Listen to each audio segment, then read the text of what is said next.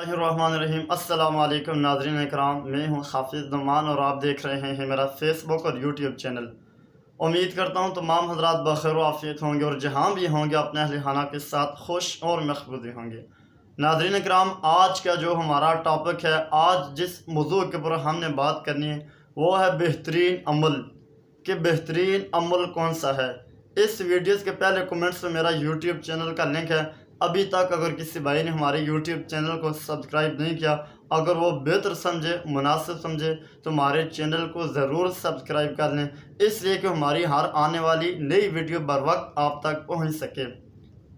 आपने फरमाया, क़ाल रसूलुल्लाह सल्लल्लाहु अलैहि वसल्लम, अफ़ज़लुल अमली अस्सलातु लिवक़्तिहा व बिर्रुल वालिदैन। रसूलुल्लाह सल्लल्लाहु अलैहि वसल्लम ने फरमाया, बेहतरीन अमल अपने वक़्त के ऊपर नमाज का अदा करना और वालिदैन के साथ अच्छा सलूक करना, हुस्न सलूक से पेश आना। देखें, अल्लाह रब्बुल इज़्ज़त ने कुरान मजीद फ़ुरक़ान हमीद के अंदर इरशाद फरमाया 5वें पारे के अंदर, इन्ना सलाता कानत अलल मुमिनीना किताबम मौक़ूता। क्या मोमनो, तुम पर नमाज मुकर्रर वक़्त के ऊपर फ़र्ज़ की गई, इसलिए हमें चाहिए कि हम जो नमाज का जो अव्वल वक्त है, पहला वक्त है, इसके अंदर हमें नमाज अदा कर लेनी चाहिए। लेकिन हम यह है कि अक्सर नमाज के अंदर ताख़ीर करते हैं, ओ जी अभी वक़्त है या बाद में पढ़ लेंगे या थोड़ी देर बाद पढ़ लेंगे, तो इस तरह करते करते जो नमाज का अव्वल वक्त होता है वो हमसे ज़ाया हो जाता है। दूसरी बात देखें, वालिदैन के साथ हुस्न सलूक की, हमें ज़िंदगी के हर मोड़ के अंदर, हर शोबे के अंदर अपने वालिदैन का हाथ बिठाना चाहिए और उनकी मदद करनी चाहिए।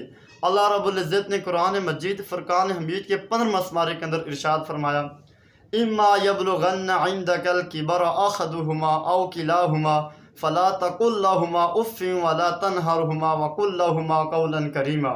कि जब तुम अपने वालिदैन से बात करो तो उनके सामने उफ़ भी ना करो, अपने वालिदैन के सामने उफ़ भी ना करो, और जब तुम उनसे बात करो तो तुम नरमी से बात करो, लहजे के अंदर नरमी अख्तियार करो। तो इसलिए देखें, अल्लाह रब्बुल इज़्ज़त ने वालिदैन का तज़किरा कुरान मजीद के मुतअद्दिद जगहों के अंदर इरशाद फरमाया। इसलिए हमें चाहिए कि हम वालिदैन के साथ तल्ख़ वाले लहजे में बात ना करें।